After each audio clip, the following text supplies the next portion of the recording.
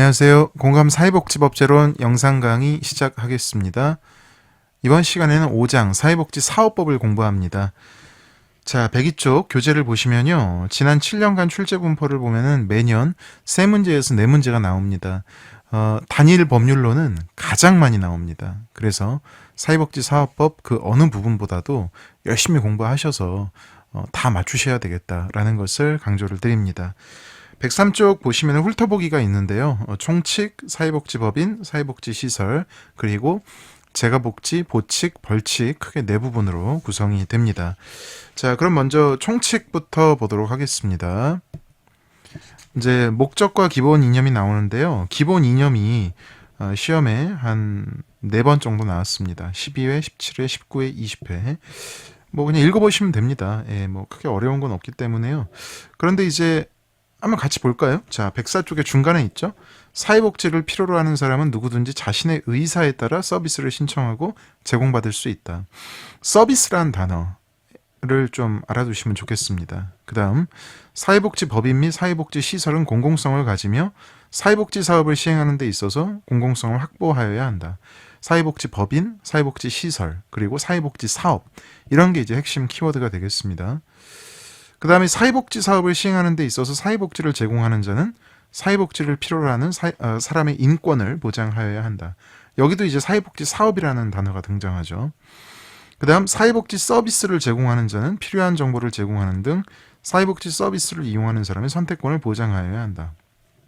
그래서 만약에 시험에서 다음 중 사회복지사업법의 기본 이념이 아닌 것은 이라고 나왔을 때 지금 기본 이념에 주로 이제 나오는 단어들을 보시면 서비스, 법인, 시설, 사회복지 사업, 사회복지 서비스 뭐 이런 단어들이 반복해서 나오죠. 예, 그래서 이런 단어가 등장을 하면 아 이거 기본 이념 중에 하나구나 이렇게 이제 골라내시면 되고 뭐 엉뚱하게 뭐 최저생활보장 뭐 이런 단어가 나오면 아 이거는 사회복지사업법상 기본 이념은 아니구나 눈치를 채실 수 있어야 되겠습니다. 그래서 뭐 외우지는 않더라도 이제 주요 키워드를 이제 보면서 아 이건 사회복지사업법의 기본 이념과는 좀 거리가 있다 이런 거를 좀 골라내실 수 있어야 하겠습니다. 자, 그 다음 사회복지사업의 정의를 보겠습니다. 104쪽 밑에서 한 11번째 줄을 보시면 사회복지사업이란 다음 강목의 법률에 따른 보호 선도 또는 복지에 관한 사업과 사회복지상담, 직업지원, 무료 숙박, 지역사회복지, 의료복지, 재가복지, 사회복지관 운영, 정신질환자 및 한센 명령자의 사회복귀에 관한 사업 등 각종 복지사업과 이와 관련된 자원봉사활동 및 복지시설의 운영 또는 지원을 목적으로 하는 사업을 말한다. 근데 이제 말은 긴데 핵심은 뭐냐면 이 가부터 이제 허목까지 우리가 이제 가나다는 이제 목이라고 읽습니다. 가목, 나목, 다목부터 터목, 퍼목, 허목에 이르기까지 대략 한 30여 개 정도의 법률이 쭉 이제 목록으로 나열되어 있는데요. 이 법률에 따른 이제 사업이 쉽게 얘기해서 사회복지 사업이다 이렇게 보시면 되겠습니다. 이걸 다 외울 수는 없죠. 그런데 물론 외우면 좋죠. 외우면 좋은데 다 외울 수 없다면 이제 요령이 있습니다. 제가 지금 영상에도 여기 지금 보여드리고 있습니다만은 보통 사회복지 사업의 정의에 해당되지 않는 법률이 있는데 그게 이제 가장 중요한 게 사회보험법입니다. 사회보험법은 사회복지 사업 정의에 해당되지 않습니다. 포함되지 않습니다. 우리가 5대 사회보험법이 있죠. 국민연금법, 건강보험법, 노인장기 요양보험법, 그 다음에 산재보험법, 마지막으로 고용보험법이 있죠. 이 5개의 법 어떤 것도 지금 104쪽과 105쪽에 걸친 사회복지사업의 정의에 해당하는 그 법률 목록에 나와 있지 않습니다. 아시겠죠? 그 다음에 이제 과목부터 허목을 여러분들이 시간을 갖고 천천히 읽어보시면 주요한 공공부조 제도는 다 들어 있습니다. 지금 과목의 국민기초생활보장법, 그 다음 이제 더목의 의료급여법, 그 다음 러목의 기초연금법, 머목의 긴급복지지원법, 서목의 장애인연금법. 그렇죠? 예. 이런 법들은 우리 정책론 법제론에서도 다루고 있거든요. 그래서 주요한 공공부조법이 사회복지 사업에 해당한다. 그 다음 또 주요한 주요한 사회서비스법이 또 이 사회복지 사업의 정의에 해당합니다. 뭐 이를테면 나목, 다목, 라목, 마목 아동복지법, 노인복지법, 장애인복지법, 한부모가족지원법. 이거 사회서비스법인데 우리 사회복지법제론에서도 가장 많이 출제되는 4가지 법에 해당하거든요. 뿐만 아니고 뭐 영유아 보육법이라든지 뭐 이 기타 뭐 여러 가지 우리 법제론에서 배우는 이러한 법들이 웬만한 서비스법들 또는 사회복지 관련 법들이 여기 다 들어가 있습니다. 아시겠죠? 그리고 지금 이제 이 105쪽을 보시면 이 책을 제가 2025년 3월 달에 이제 마무리를 해서 3월 말에 이제 출간을 했습니다. 그래서 이 책의 인쇄 시점인 3월. 하지만 이 책의 인쇄 시점은 3월인데요. 하지만 이제 그 이후에 정책과 법이 계속 또 변하고 있습니다. 특히 2025년에는 다른 해보다도 뭔가 정책과 법제의 변화가 좀 큰 것 같아요. 이제 뒤에서 이제 우리가 나중에 말씀드리겠습니다만은 이 책을 만들고 나서 여야 간에 또 국민연금 개혁이 일어났습니다. 그래서 우리 사회복지 정책론과 사회복지 법제론에 나오는 이 국민연금과 관련된 내용이 지금 이제 여러분들 시험 볼 2026년이 되면은 이게 또 달라집니다. 예, 그래서 이제 그런 부분을 이제 정책과 법제의 변화가 너무 빠르기 때문에 그게 이제 이 책은 1년에 한 번씩 나오게 되고 이제 그런 약간 괴리가 있죠. 근데 이제 105쪽에 보시면 이제 사회복지 사업법도 마찬가지입니다. 이 사회복지 사업법이 이 책이 나오고 나서 또 이제 개정이 됐는데 앞으로 이제 이 사회복지 사업에 해당하는 정의, 즉 정의에 해당하는 법률에 또 하나가 이제 추가가 됩니다. 그래서 지금 이 책의 105쪽에 보시면 퍼목에 청소년 복지 지원법이 있고 그다음에 허목이 그 밖에 대통령령으로 정하는 법률 이렇게 해서 밑에 이제 회색 박스에 그러면 이제 시행령으로 정하는 법률이 뭔지 제가 이제 써놨죠. 근데 조만간에 이제 허목이 스토킹 방지 및 피해자 보호 등에 관한 법률이 추가가 되고 그다음에 이제 기존의 허목이었던 그 밖에 대통령령으로 정하는 법률은 고목이 됩니다. 왜냐면 이제 아, 야, 여, 오, 요 이렇게 되잖아요. 그래서 아, 오 그러니까 이제 허목 다음에 고목이 또 새로 생기는 거죠. 즉 스토킹 방지 및 피해자 보호 등에 관한 법률이 허목으로 추가가 되면서 기존의 허목이었던 이제 기타는 고목이 된다. 이제 그렇게 또 최근에 법이 바뀌었다는 거 말씀드립니다. 근데 이제 이렇게 좀 너무 지엽적인 것까지는 아마 안 나올 가능성이 굉장히 높고요. 아까 말씀드렸듯이 여태까지 우리가 이제 사회복지 사업의 정의가 아닌 것을 물어보는 문제가 한 3문제 정도 나왔는데 그 중에 2문제는 즉 13회하고 18회 때는 사회보험법은 사회복지 사업의 정의에 포함되지 않는다. 이거를 알고 있는지 그걸 물어봤습니다. 그래서 여러분들 꼭 이거 기억해 두십사 하고 부탁을 드립니다. 105쪽의 맨 밑에 회색 박스에 제가 또 정리를 해놨습니다. 아시겠죠? 자, 다시 한번 강조하자면 사회복지 사업의 정의에 웬만한 공공부조법과 사회서비스법은 들어가는데 그러나 사회보험법은 포함되지 않는다. 아시겠죠? 자, 그 다음 106쪽을 보시면 이제 지역사회복지, 사회복지관, 사회복지 서비스에 대한 정의가 나와 있으니까요. 읽어보시면 되고요. 자, 그 다음에 이제 국가와 지방자치단체의 책임, 원칙 등이라고 해서 당위적인 내용이 많이 써 있습니다. 그래서 이런 부분들은 여러분들이 한번 쭉 읽어보시면 크게 어려울 건 없어요. 다만 조금 기억해 주십사 하는 것은 이제 중간중간에 뭐 기출 표기된 것도 이제 한번 읽어보셔야 되고요. 그 다음에 이제 107쪽에 보시면요. 107쪽에 보시면 사회복지 서비스 제공의 원칙이라고 있습니다. 요거는 이제 많이 나오는 부분이죠. 사회복지 서비스를 필요로 하는 사람, 우리가 이제 보호 대상자라고 합니다. 보호 대상자에 대한 사회복지 서비스 제공은 현물로 제공하는 것을 원칙으로 한다. 그래서 우리는 이미 정책론에서 현금급여, 현물급여를 배웠습니다. 그렇죠? 예, 서비스는 현물이다. 뭐 이거 당연한 거죠.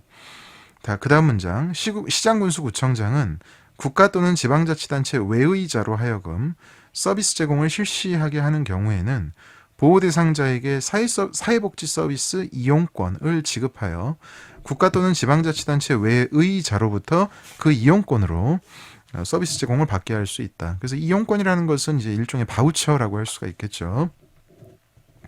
자, 그 다음 시설 설치의 방해 금지, 그다음에 사회복지 시설 업무의 전자화. 이것도 뭐 시험에 자주 나오지는 않기 때문에 한번 읽어보시는 걸로 가름을 하겠습니다. 자, 108쪽에 사회복지사로 넘어가겠습니다. 정말 사회복지 사업법에서 중요한 부분을 3개를 꼽자면 첫 번째는 사회복지사, 두 번째는 사회복지법인, 세 번째는 사회복지시설이 되겠습니다. 그 중에 첫 번째 사회복지사입니다. 자, 108쪽 사회복지사 자격증의 발급을 보겠습니다. 보건복지부 장관은 사회복지에 관한 전문 지식과 기술을 가진 사람에게 사회복지사 자격증을 발급할 수 있다. 그래서 사회복지사 자격증을 발급하는 주체는 보건복지부 장관이 되겠습니다.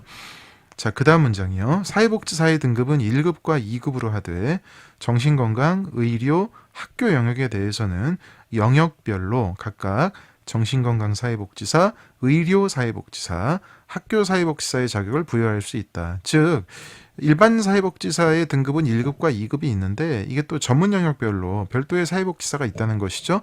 그 3개의 영역을 외우셔야 되겠습니다. 정신건강, 의료, 학교입니다. 기억, 니은, 디귿으로 해가지고 고르는 거 나올 수도 있겠죠. 자, 그 다음 사회복지사 1급 자격은 국가시험에 합격한 사람에게 부여하고 정신건강사회복지사, 의료사회복지사, 학교사회복지사의 자격은 1급 자격이 있는 사람 중에서 보건복지부령으로 정하는 수련기관에서 수련을 받은 사람에게 부여한다. 그래서 이 수련이라는 키워드 알아두시기 바라겠습니다. 자, 그 다음에 이제 나머지는 읽어보시면 되고요. 자, 그 다음에 이제 사회복지사의 결격사유가 나옵니다. 이게 또 간간히 나와요. 지금 보시면 10회, 17회, 23회. 대략 6, 7년에 한 번씩은 나왔었네요. 그죠? 자, 다음 각 호에 어느 하나에 해당하는 사람은 사회복지사가 될 수 없다. 1호죠. 피성년 후견인. 2호, 금고 이상의 실형을 선고받고 그 집행이 끝나거나 집행이 면제되지 아니한 사람. 그 다음에 이제 3호가 돼야 되는데 최근에 법이 개정되면서 이의 2호가 추가됐습니다.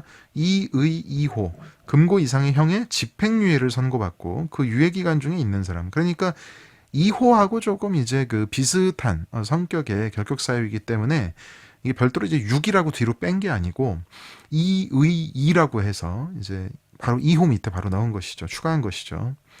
자, 그다음 3호 법원의 판결에 따라 자격이 상실되거나 정지된 사람. 109쪽의 4호 마약 대마 또는 향정신성 의약품의 중독자. 5호 정신질환자. 그런데 이제 정신질환자는 예외가 있습니다. 전문의가 사회복지사로서 적합하다고 인정하는 사람은 사회복지사를 할 수가 있다는 것이죠. 그래서 여러분들 그 사회복지사의 결격사유 이제 피성년 후견인도 중요하고요.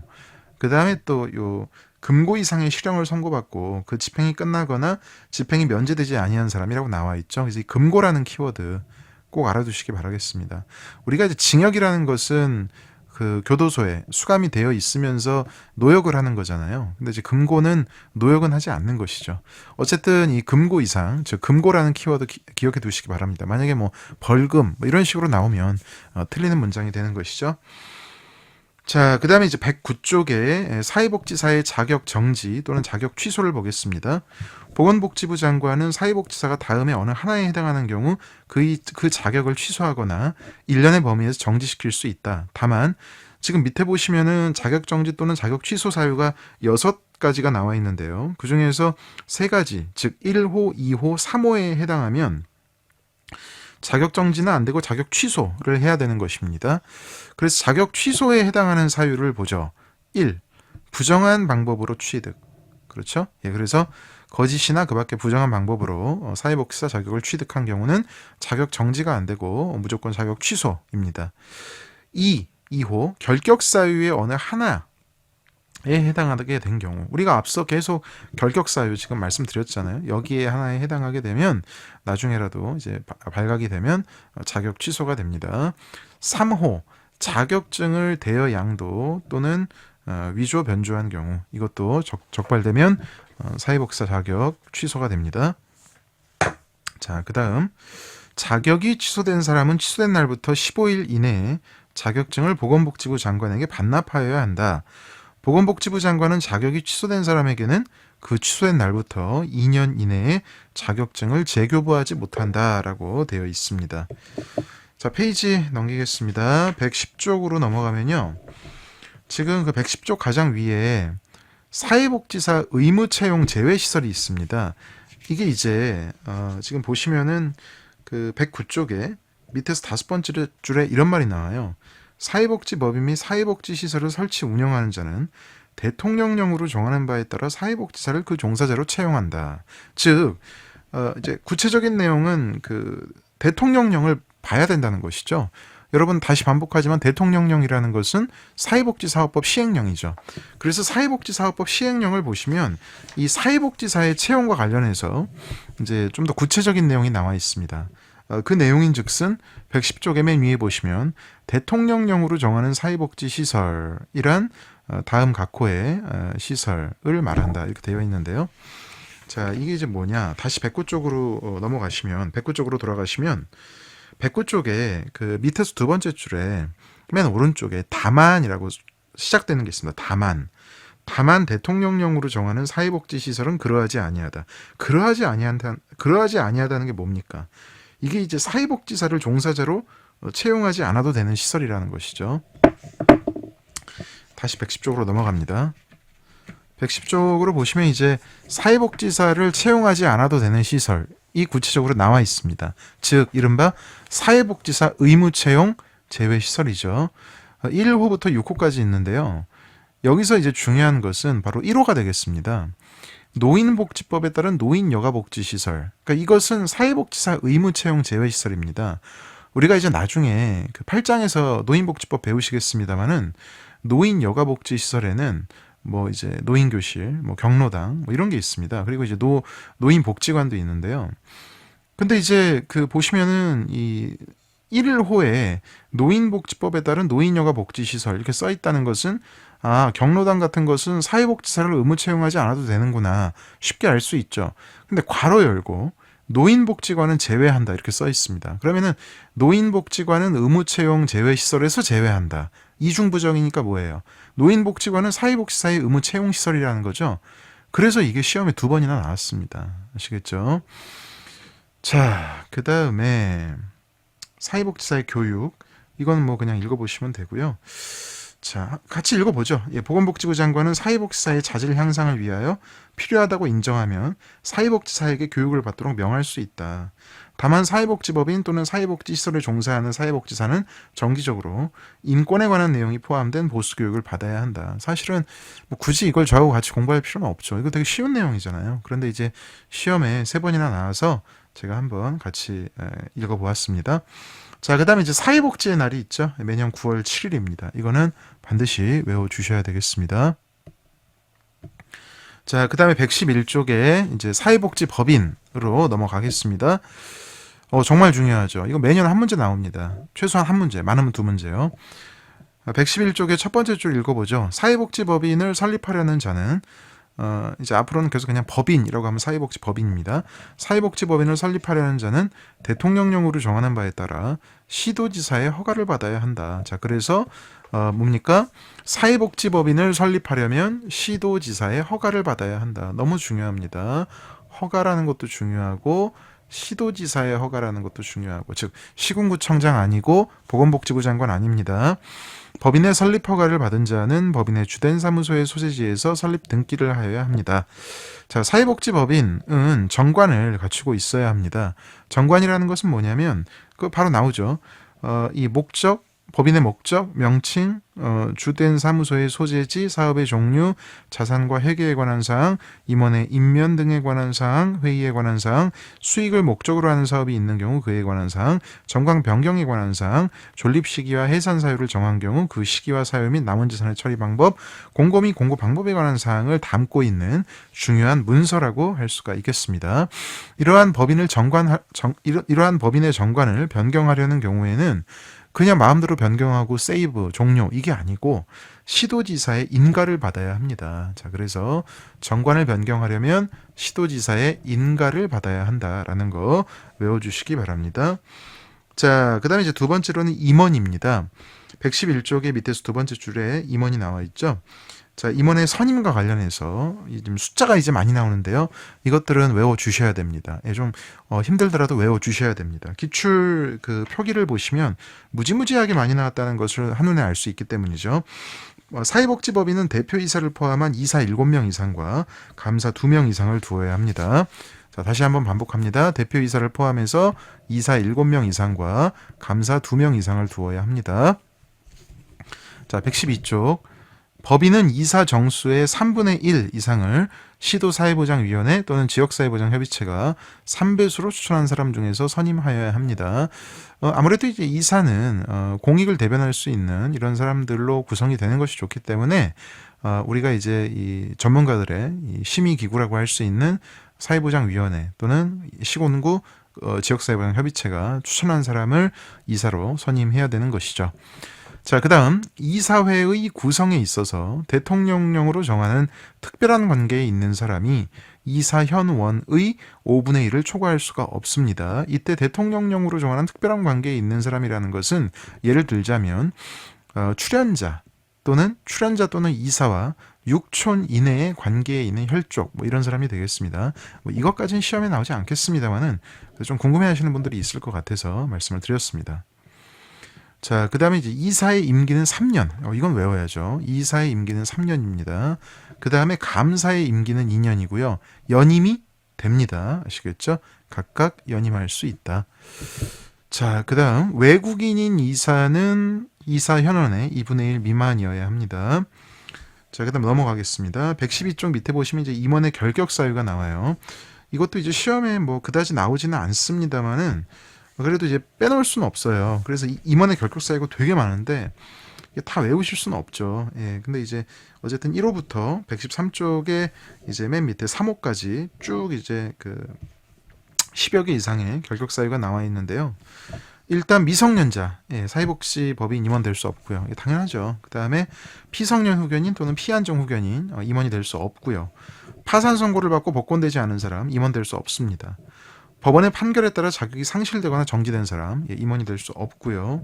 자, 그 다음에 이제 각종 그 죄를 저지른 사람이 쭉 나옵니다. 그래서 주로 이제 뭐 아동 학대라든지 성폭력 범죄 이런 거에 가까울수록 임원을 할 수 없는 기간이 뭐 7년, 10년 이렇게 더 늘어난다는 거 확인하실 수가 있습니다. 자, 그 다음에 이제 113쪽에 또 이제 2호를 보시면 밑에서 한 9번째 줄에 2호를 보시면 해임 명령에 따라 해임된 날부터 5년이 지나지 않은 사람. 그래서 뭐 이런 숫자 같은 게 나올 수도 있겠죠. 이런 내용들 한번 읽어보시면 되겠습니다. 자, 114쪽으로 넘어가겠습니다. 임원의 보충인데요. 이사 또는 감사 중에 결혼이 생겼을 때에는 2개월 이내에 보충하여야 한다. 시험에 한번 나왔습니다. 자, 그 다음에 또 무지하게 많이 나오는 문장이 하나 눈에 띄죠. 이게 지금 9회 이후에 시험에 8번이나 나왔습니다. 지금 화면에도 써놨는데요. 임원의 겸직금지입니다. 이사는 법인이 설치한 사회복지 시설회장을 제외한 그 시설의 직원을 겸할 수 없다 이렇게 써 있습니다. 시설장을 제외한 그 시설의 직원을 겸할 수 없다는 건 무슨 뜻입니까? 임원이 사회복지 시설장은 겸할 수 있다는 거죠. 그래서 이사는 법인이 설치한 사회복지 시설회장과 겸직이 가능합니다. 그러나 그 밑에 있는 감사의 경우에는 그 어떤 것도 이제 겸할 수가 없도록 되어 있죠. 즉 법인의 이사, 법인이 설치한 사회복지 시설장 또는 그 직원을 겸할 수가 없습니다. 자, 그 다음에 이제 114쪽에 임원의 해임 명령이 나옵니다. 임원이 이제 법에서 정한 어떤 잘못을 저질렀을 때에는 시도지사가 그 법인의 사회복지 법인에 해당 임원의 해임을 명할 수 있습니다. 뭐 예를 들자면 114쪽의 1호를 보시면 시도지사의 명령을 정당한 이유 없이 이행하지 아니하였을 때 2호 회계부정이나 인권침해 등 현저한 불법행위 또는 그 밖의 부당행위 등이 발견되었을 때 그래서 뭐 이러한 등등의 잘못을 저지르면 시도지사가 해당 사회복지법인의 임원의 해임을 명할 수 있습니다. 자, 115쪽의 두 번째 줄을 보시면요. 해임 명령을 받은 사회복지법인은 2개월 이내에 임원의 해임에 대한 사항을 의결하기 위한 이사회를 소집하여야 하겠습니다. 그래서 이제 뭐 임원이 해임되면 임시이사를 선임하고 뭐 임시이사가 또 뭔가 사유가 생기면 임시이사를 해임하고 뭐 그런 내용들이 쭉 써 있습니다. 뭐 시험에서는 거의 나오지 않았는데요. 한번 읽어보시는 걸로 가름을 하겠습니다. 자, 116쪽으로 넘어가겠습니다. 이제 재산입니다. 이 법인과 관련해서 중요한 거 정관, 임원 그리고 이제 세 번째는 재산이 되겠습니다. 이 재산이 없으면 사회복지 사업을 할 수가 없죠. 예, 자. 116쪽의 첫 번째 줄입니다. 법인은 이때 법인은 사회복지법인이죠. 사회복지법인은 사회복지 사업의 운영에 필요한 재산을 소유하여야 합니다. 제가 화면에도 써놨죠. 사회복지 사업의 운영에 필요한 재산을 소유해야 합니다. 자, 사회복지법인의 재산은 기본재산과 보통재산으로 구분을 합니다. 기본재산과 보통재산으로 구분을 합니다. 근데 이때 중요한 게 기본재산이에요. 기본재산은 이 마음대로 쓸 수가 없습니다. 예. 그래서 이 기본재산은 그 목록과 가액을 정관에 적어야 하고, 자, 법인은 기본재산에 관하여 이를테면 매도, 증여, 교환, 임대, 담보 제공 또는 용도 변경을 하려는 경우 또는 장기 차입하려는 경우에는 그냥 하면 안 되고 어떻게 해야 된다? 시도지사의 허가를 받아야 한다. 그래서 이 기본재산의 매도 같은 게 굉장히 까다롭습니다. 자, 그 다음에 이제 116쪽에 회의록이 나오죠. 예, 뭐 회의록 써야 한다는 거죠. 읽어보시면 되고요. 그 다음에 이제 설립허가 취소가 나옵니다. 이 법인의 설립허가를 취소한다는 건 굉장히 좀 이제 그 심각한, 중요한, 크리티컬한 그런 상황이죠. 읽어보겠습니다. 116쪽의 밑에서 8번째 줄입니다. 시도지사는 사회복지법인이 다음에 어느 하나에 해당할 때에는 기간을 정하여 시정명령을 하거나 설립허가를 취소할 수 있습니다. 그래서 이제 일반적으로는 이제 시정명령을 하는데 이제 그게 안 되면 이제 설립허가를 취소할 수도 있고, 그 다음에 특히 이제 제1호 또는 제7호에 해당할 때에는 시정명령 없고 그냥 설립허가를 취소하여야 합니다. 그러면은 설립허가를 취소해야만 하는 그 두 개의 사유를 보면요. 1호, 거짓이나 그 밖의 부정한 방법으로 설립허가를 받았을 때입니다. 그 다음 7호, 117쪽에 위에서 네 번째 줄에 있죠. 사회복지법인 설립 후 기본재산을 출원하지 아니한 때. 이 두 개의 사유에 대해서는 시정명령 안 되고 무조건 설립허가 취소가 되겠습니다. 자, 117쪽에 위에서 한 10번째 줄, 11번째 줄을 보시면요. 사회복지법인이 제1항의 각호, 이때 이제 제1호하고 제7호는 빼고요. 제1항의 각호의 어느 하나에 해당하여 설립허가를 취소하는 경우는 다른 방법으로 감독 목적을 달성할 수 없거나 시정을 명했는데 6개월 이내에 법인이 이를 이행하지 아니한 경우를 한정합니다. 그래서 이제 설립허가 취소가 그냥 막 무분별하게 나오는 건 아니다라는 것을 알 수가 있죠. 자, 117쪽 중간에 남은 재산의 처리입니다. 자, 사회복지법인이 이제 해산했을 때 남은 재산은 어떻게 하냐? 정관으로 정하는 바에 따라 국가 또는 지방자치단체에 귀속된다라는 거 알아두시기 바라겠습니다. 자, 그 다음에 이제 수익사업이 나옵니다. 사회복지법인은 돈 벌 수 있냐? 돈 벌 수 있습니다. 예. 근데 이제 이 설립 목적 수행에 지장이 없는 범위에서 해야 되는 거죠. 즉 117쪽에 밑에서 5번째 줄 읽어보겠습니다. 사회복지법인은 목적 사업의 경비에 충당하기 위하여 필요할 때에는 사회복지법인의 설립 목적 수행에 지장이 없는 범위에서 수익 사업을 할 수가 있습니다. 법인은 수익 사업에서 생긴 수익을 법인 또는 법인이 설치한 시설의 운영 외의 목적에 사용할 수 없고요. 수익 사업에 관한 회계는 법인의 다른 회계와 구분하여 회계 처리하여야 합니다. 이 부분은 행정론에서도 나올 수가 있습니다. 자, 그다음에 합병이 나오죠. 예. 법인은 시도지사의 허가를 받아서 이 법에 따른 다른 법인과 합병할 수 있습니다. 다만 뒤에가 중요한데요. 이 법인의 주된 사무소가 서로 다른 이 시도에 소재하고 있을 경우에는 시도지사가 아니고 보건복지부 장관의 허가를 받아야 합니다. 자, 그다음 법인이 합병하는 경우 합병 후 존속하는 법인이나 합병으로 설립된 법인은 합병으로 소멸된 법인의 지위를 승계합니다. 자, 그리고 이 법에 따른 사회복지법인이 아닌 자는 사회복지법인이란 명칭을 쓸 수 없고요. 법인에 관하여, 즉 사회복지법인이죠. 법인에 관하여 이 법에서 규정한 사항을 제외하고는 민법과 공익법인의 설립 운영에 관한 법률을 준용합니다. 자, 법인의 마지막입니다. 사회복지협의회고요. 사회복지에 관한 여러 가지 업무를 수행하기 위해서 전국 단위, 시도 단위, 시군구 단위에 각각 사회복지협의회를 두어야 한다는 거 알아두시기 바랍니다. 자, 다음은 119쪽 사회복지시설입니다. 국가나 지방자치단체는 사회복지시설을 설치 운영할 수 있습니다. 그래서 사회복지시설의 설치 운영 주체로서 우선 국가와 지방자치단체가 있습니다. 즉 만약에 뭐 지방자치단체, 서울이라고 해보죠. 서울시에서 복지관을 설치하고 직접 운영할 수도 있다는 거죠. 근데 대체로 이 사회복지관 같은 경우는 지방자치단체가 설치하더라도 운영을 위탁하는 경우가 많죠. 그리고 이제 요양원 같은 경우에는 민간인이 이제 직접 설치하고 운영할 수도 있습니다. 그래서 119쪽 위에서 세 번째 줄을 보시면 국가 또는 지방자치단체 외의자가 사회복지시설을 설치 운영하려는 경우에는 시장군수 구청장에게 신고하여야 한다.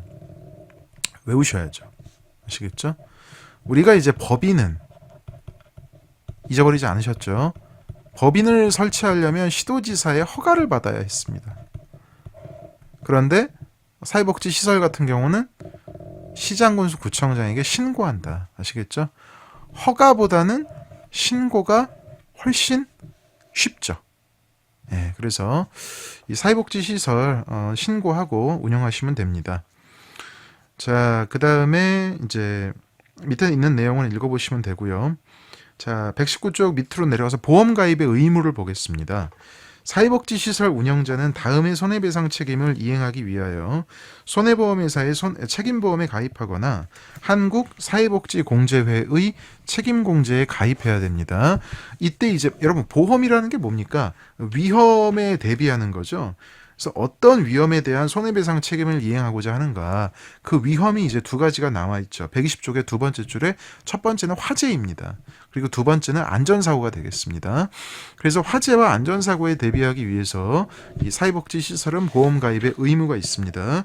이때 뭐에 가입할 수 있냐? 역시 두 가지가 있는데 첫 번째는 방금 읽어보았듯이 손보사의 책임보험, 그리고 두 번째는 한국사회복지공제회의 책임공제에 가입을 하는 방법이 있겠습니다. 아시겠죠? 그래서 120쪽의 그 여섯 번째 줄에 박스에 관련 기출을 제가 넣어놨거든요.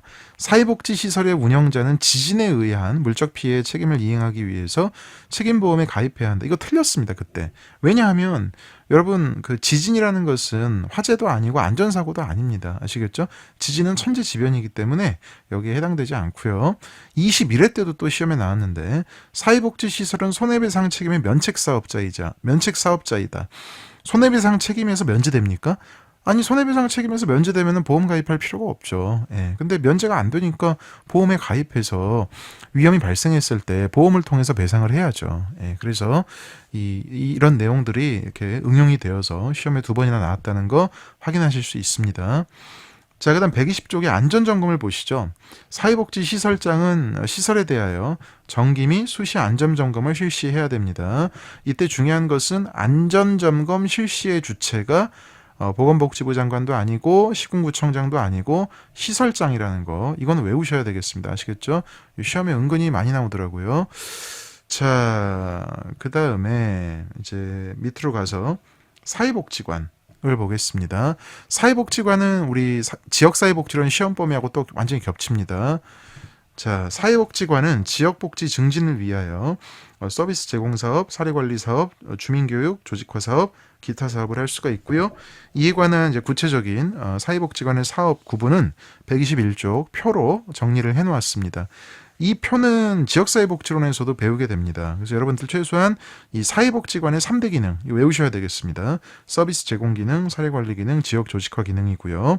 그 다음에 뭐 법제론에서는 더 구체적으로 물어보는 경우는 드물긴 한데, 이제 지역사회복지론에서는 이 사업 분야와 사업 및 내용을 이제 연결시키는, 올바르게 연결하는 그런 것들도 가끔 시험에 나오죠.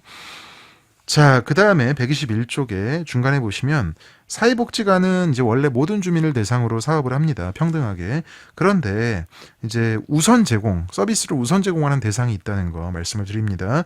지금 1호부터 5호까지 나와 있죠. 그래서 뭐 기초수급자, 차상위계층, 장애인, 노인, 한부모, 다문화 가족, 직업 및 취업 발전이 필요한 사람, 보호와 교육이 필요한 유아, 아동, 청소년 등은 사회복지관의 우선 제공 대상자가 됩니다.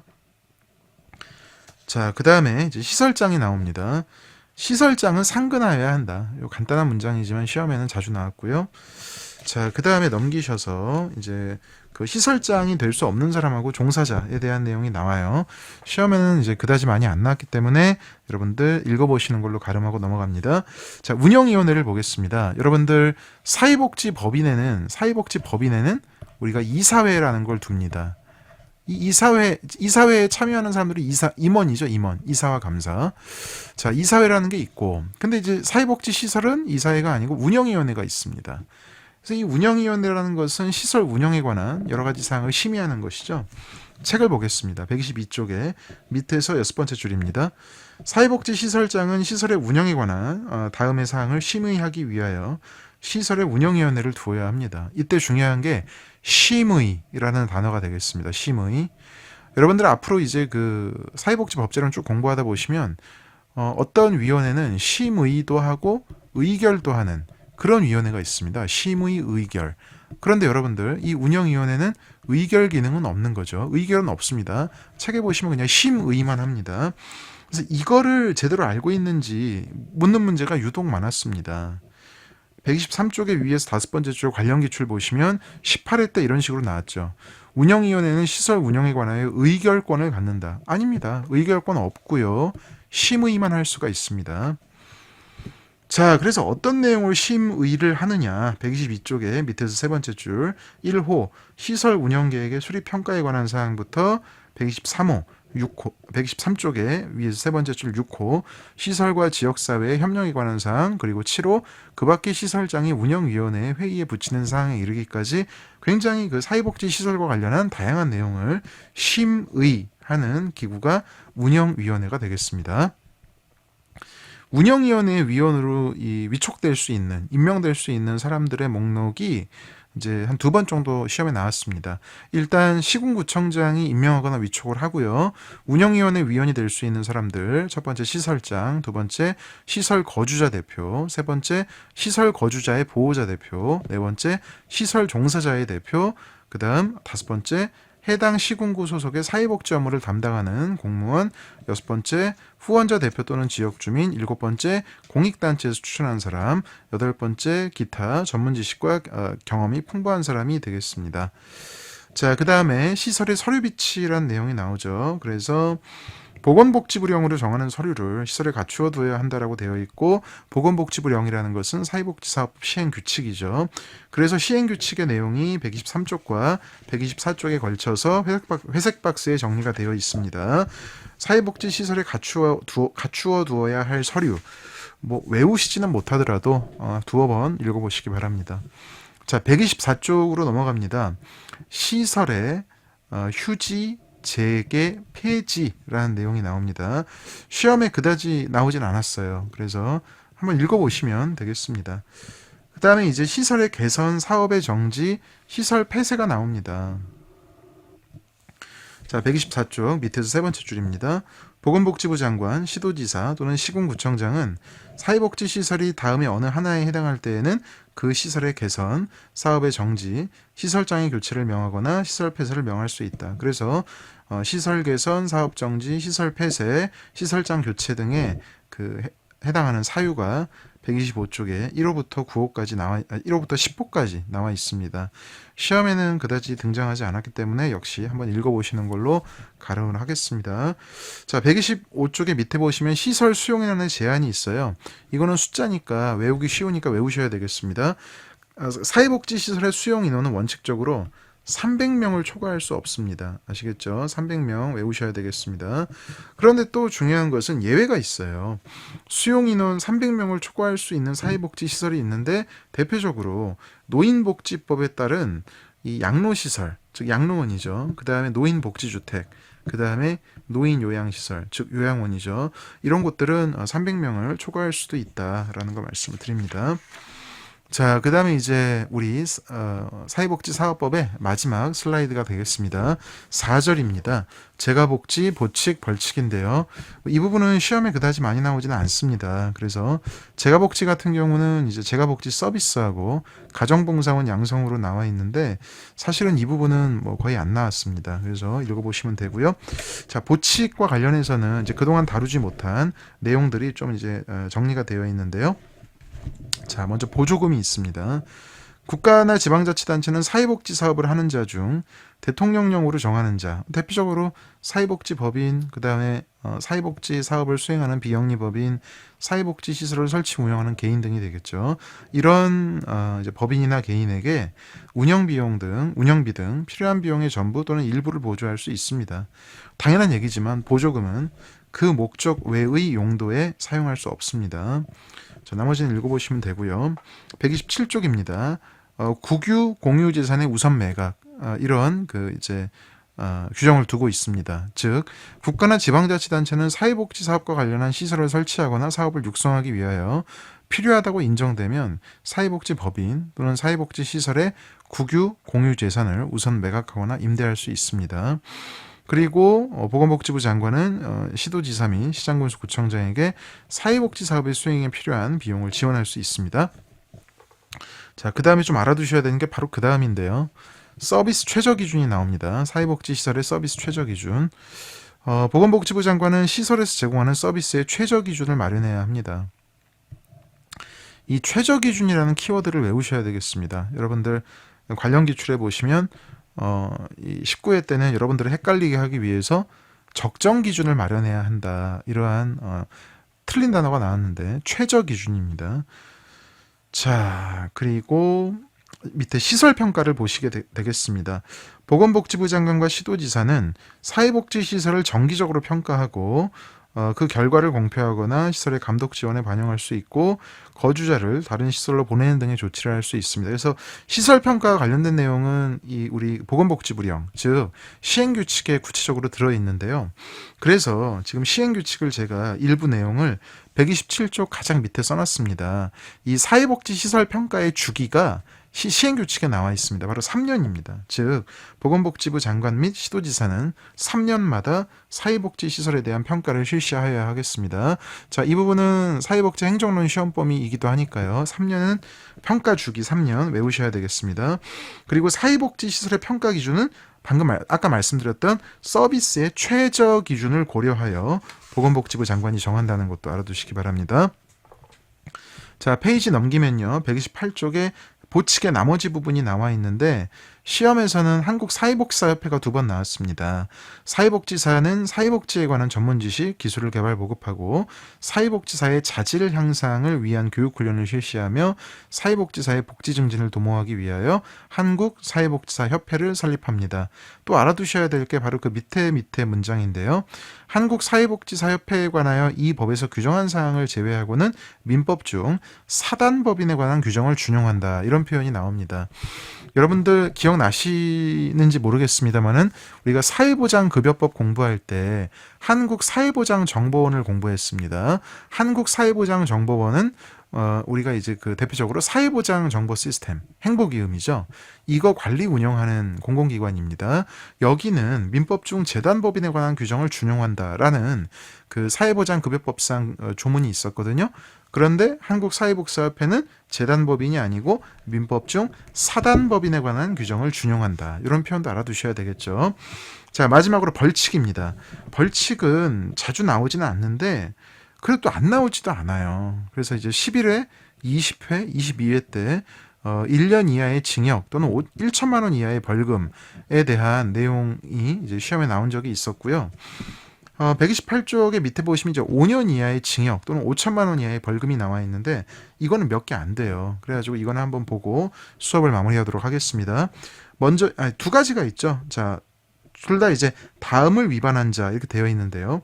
결국 이제 23조 3항을 위반한 자가 5년 이하의 징역 또는 5천만 원 이하의 벌금에 처한다는 것입니다.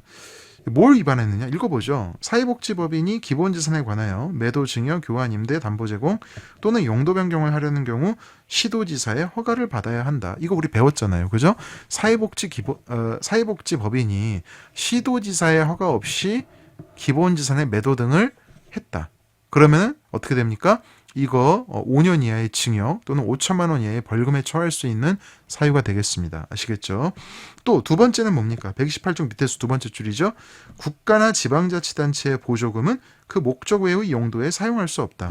이거 우리가 방금 전에 보칙에서 읽었던 내용이잖아요. 이거 위반한 사람, 즉 이거 위반한 개인이나 법인, 즉 보조금을 소위 말해서 이 엉뚱한 곳에 썼다. 이거 걸리면 어떻게 됩니까? 5년 이하의 징역 또는 5천만 원 이하의 벌금이라는 것이죠. 그래서 이 정도로 해서 이제 우리 사회복지 이 사업법 마무리를 하겠습니다. 자, 꽤 긴 시간 동안 같이 공부를 했는데요. 앞서 말씀드렸듯이 사회복지사업법은 굉장히 많이 나오는 법이기 때문에 여러분들 한 문제도 틀리지 않으실 수 있도록 잘 공부해 주시기 바라겠습니다. 다음 시간에는 이제 공공부조법을 공부하도록 하겠습니다. 자, 수고 많으셨습니다.